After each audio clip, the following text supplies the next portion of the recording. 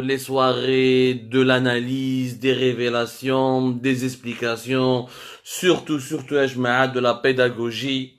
C'est ce qui est de plus important à mes yeux et aux yeux de la rédaction d'Algérie Part pour vous expliquer un peu les dessous de l'actualité algérienne. Le Bled Raïssa fait Ahbel. C'est un feuilleton très compliqué, l'actualité algérienne. C'est digne de Netflix et de Amazon. C'est pour nous. Donc c'est important pour nous de faire un peu de la pédagogie. اليوم يا جماعة احنا هضروا على une dimension importante de la guerre froide qui oppose l'Algérie et le Maroc. L'Algérie et le Maroc. Le sujet interminable, le feuilleton interminable, le dossier le plus chaud de l'actualité régionale en Afrique du Nord et au Maghreb. Le sujet qui ne cessera jamais de susciter des polémiques, des controverses, des tensions.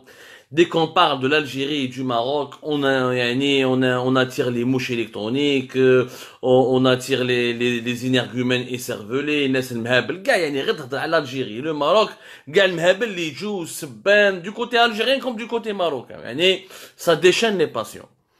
انا حبيت برك نفهمكم un enjeu important, وبالك ce que les autorités algériennes ما راهمش فاهمين. Les autorités algériennes en ce moment sont officiellement en guerre contre le Maroc. Il y a juste l'option militaire qui n'a pas été choisi. Et s'ils pouvaient réellement choisir l'option militaire, le Canada m'déroha l'option militaire. Yani le Canchafou Billi, ils peuvent mener une opération militaire, une guerre éclair de 3-4 jours, le Canada m'déroha. M'dérohach. Et pour vous dire que même du côté marocain, il y a toutes les il y a ce scénario d'une guerre éclair contre l'Algérie qui a été aussi préparé et anticipé, etc. Et les deux pays sont sur le qui-vive, dans une situation de guerre déclarée. Enfin, les deux régimes, pas les deux pays, parce que les deux peuples, n'ont rien à voir avec ces enjeux, ces luttes, tout simplement absurdes. Absurdes parce que, normalement, les deux pays voisins qui partagent la même culture, arabo-musulmane, amazigh et berbère, la même histoire, la même géographie, deux peuples qui se sont soutenus lors de la lutte contre le colonialisme, deux pays qui ont eu des séquences historiques en partage. Il y a eu des différends et des malentendus comme tous les pays voisins du monde, mais il y a eu beaucoup plus de moments forts et de solidarité entre les deux pays que de moments de tension. Bien sûr, ça, aucun des historiens ou des penseurs ou des intellectuels organiques affiliés aux deux régimes ne va le dire.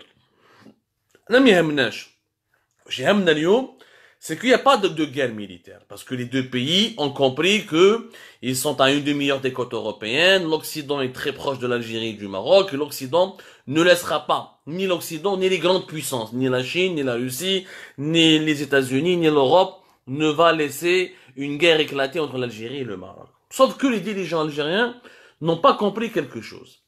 Et non, je n'exagère pas. Pour ceux qui croient que les scénarios militaires n'ont pas été étudiés, je vous donne l'information. À Alger comme à Rabat, le scénario militaire a toujours été étudié. Et les deux armées sont toujours dans des situations de préparation pour d'éventuels affrontements. Sauf que personne n'ose franchir cette ligne rouge parce qu'il y a une communauté internationale qui maintient la pression. Il y a les grandes puissances qui ont toujours rappelé à l'ordre Alger et à Rabat et qui ont toujours dit à Alger comme à Rabat, il y a cette ligne rouge qu'il ne faut jamais dépasser. Mais les guerres, les véritables guerres, واش فاهمين في ألجير النظام الجزائري ما راهوش فاهمها وهنا malheureusement النظام المغربي راه فاهمها. La monarchie marocaine a compris ça, alors que le régime algérien n'a pas encore compris. La guerre, elle n'est pas sur le plan militaire. Elle ne l'est plus sur le plan militaire. La guerre, elle est sur le plan économique. Le problème qui s'oppose entre l'Algérie et le Maroc n'est pas uniquement le Sahara occidental. Même, Redouan Inch'Allah, le Sahara occidental sera réglé, même on va prévoir comme un scénario et je suis sûr que dans les années à venir vous allez vous rappeler de cette émission même si demain on envisage la solution mais le Sahara occidental sera réglé, mais l'Algérie, le Maroc trouveront un accord pour enterrer définitivement le dossier du Sahara occidental. Les tensions entre les deux pays vont persister. Pourquoi? Parce que les deux pays ne sont pas complémentaires, n'acceptent pas de coexister. Et les deux régimes sont en lutte permanente pour ce qu'on appelle le leadership régional. Ce qu'on appelle le leadership régional. L'Algérie veut rester la puissance régionale numéro 1 du Maghreb et le plus grand pays du Maghreb, et le Maroc qui veut effacer l'Algérie et qui veut être lui-même le leader de la région, la puissance la plus importante du Maghreb et le trait d'union entre l'Afrique subsaharienne et l'Europe. Donc, le problème, c'est au niveau de la compétition entre les deux pays. C'est la compétition n'est pas militaire, contrairement à ce que croit l'Algérie. La compétition n'est pas militaire. L'Algérie, Lyon, elle a un problème avec le Maroc. Parce qu'elle a laissé le Maroc prendre de l'avance sur le terrain économique, sur le terrain du rayonnement culturel, sur le terrain du rayonnement géopolitique, sur le terrain de l'influence internationale. Ou donc, je vous les chiffres, comme les Algériens, l'Algérie, les autorités algériennes ont perdu déjà une grosse partie de la guerre, qui est la guerre économique et la guerre de l'influence de l'influence géopolitique, notamment culturelle. Donc, نفهموها مليح. كنشوفوا قبل ما ندخلوا الجيري لو ماروك بالك باش نفهمكم مليح هذا لو كونسيبت دو غير ايكونوميك et de guerre de l'influence. روحوا شوفوا بين la Chine et les États-Unis. اليوم la Chine est en train de concurrencer les États-Unis. La Chine est en train d'inquiéter les États-Unis. Qui trouve les dépenses militaires entre la Chine et les États-Unis, il n'y a aucune photo. Entre l'armée chinoise et l'armée américaine, il n'y a aucune photo. L'armée américaine est 3 fois, si ce n'est pas 4 fois plus forte que l'armée chinoise. La preuve, l'armée américaine, les dépenses d'Aouha, c'est presque 700 milliards de dollars. L'armée chinoise, c'est 200 milliards de dollars.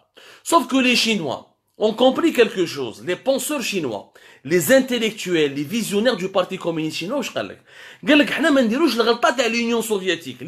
L'Union soviétique, pourquoi il est tombé? Pourquoi il s'est effondré face aux États-Unis en 1991?